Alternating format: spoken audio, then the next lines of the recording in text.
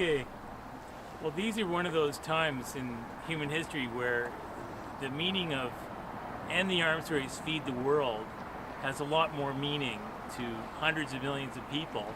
And our government in Canada, represented by Dan Vandel in Winnipeg, my MP, is one of these people who has yet to realize that we have to cut military spending and feed the world. With 700,000 more Canadians facing food insecurity, this is the time to really make fundamental change in this country and pay attention to the people who are really suffering great hardship under this pandemic. Things were not going very well before the pandemic, and they're a lot worse now.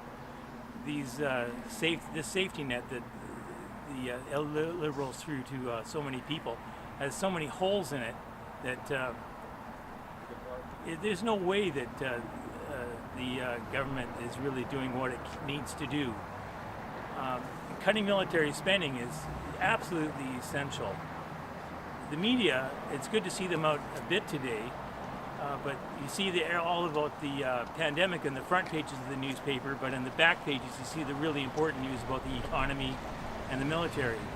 I think that we need to be much more proactive about these protests and do more of them to really grab the attention of people to show what's really important. Thanks. So today the Peace Alliance Winnipeg held a very successful action here at the office of Dan Vandel. We built on the action that we held a couple of months ago in July, and today's action was part of 25 Canadian cities where people have come out to MPs' offices to protest the purchase of these new fighter jets.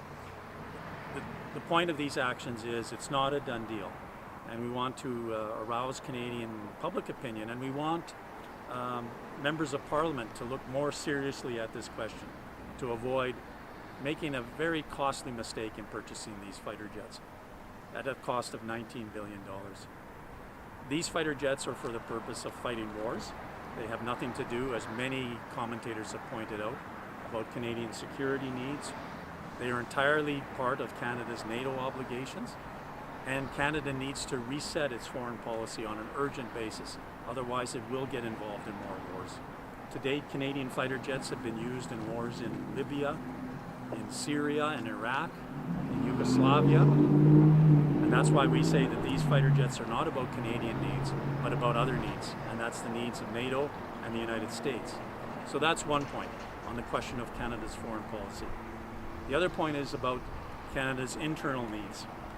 Just yesterday on one of the news programs, I saw Catherine McKenna interviewed. And she's, of course, the minister that's in charge of infrastructure and communities. And interestingly, at the last set of actions in July, Catherine McKenna's office was one of the ones targeted for action. And Catherine McKenna said she supported the purchase of fighter jets in a letter to that was later sent to the organizers of the action. Well, yesterday on TV, she was praising the government's throne speech and how this meant a reset for Canadian internal policy in terms of communities, bringing money into communities, bringing much needed improvements into Canadian infrastructure.